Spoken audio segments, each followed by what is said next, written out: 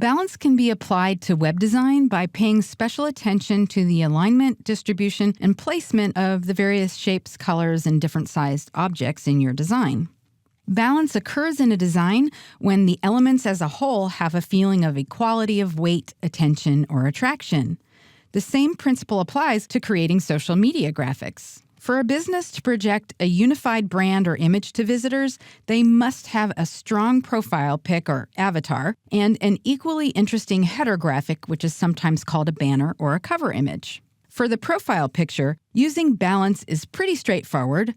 Most often, the profile image will be a centered company logo or a mascot or similar branded graphic. If the business is a sole proprietorship, an LLC, or some other small business entity, a photo of the business owner or a key spokesperson is also common practice. Try not to use some random picture or clip art, a quote that's too small to read, or any photo that's difficult to interpret, or do nothing at all, leaving the profile area blank or showing whatever the default graphic might be. Also realize that the image is going to be scaled to smaller sizes depending on where it's used in the app interface, so ideally it should be easily recognizable from its maximum size down to about 24 pixels square. As of April 2016, here are the recommended sizes for profile images in the most popular social media apps. As you can see, they range in size from about 110 pixels up to about 800 pixels square. With profile pics, your main concerns are brand recognition and scalability. With header graphics, you'll want to consider variables like cropping, scaling, and orientation to achieve balance across all devices. To illustrate, let's compare the recommended header image sizes for Facebook and Twitter.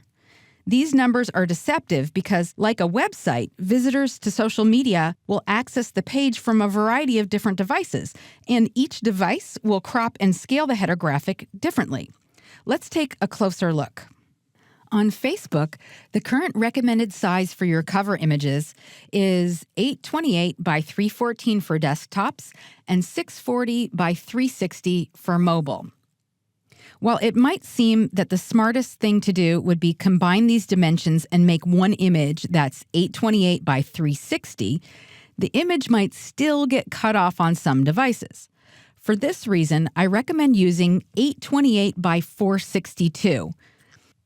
This will scale best for most devices. Just remember to keep the most important information in the middle. For best results, you'll save your graphic as a PNG or a JPEG file. Strive to keep your file size under 2 megabytes if you can, and definitely upload your image to Facebook on a desktop computer instead of using a mobile device to avoid those jaggies that are caused by the platform's mobile image compression.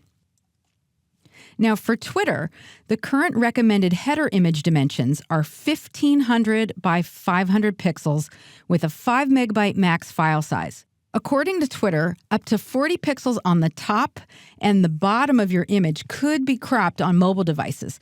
So, like Facebook, it's best to use the inner 1260 by 420 as your mobile safe area while making sure to keep the most important information within the 1260 by 332 bounds. Like the title and action-safe areas in graphics for television and film, with social media, we have what I call the mobile safe areas. You'll want your image to extend into these areas, but have those parts be less relevant or important in case they get cut off or covered up.